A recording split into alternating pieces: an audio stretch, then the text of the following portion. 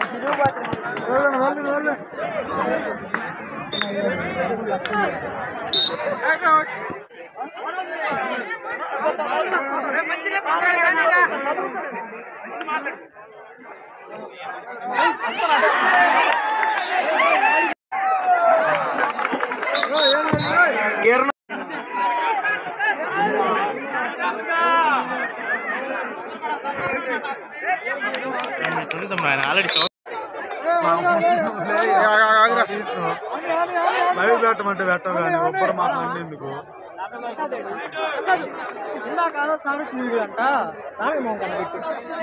ఇప్పుడు పెట్టమని అర్జెంటుగా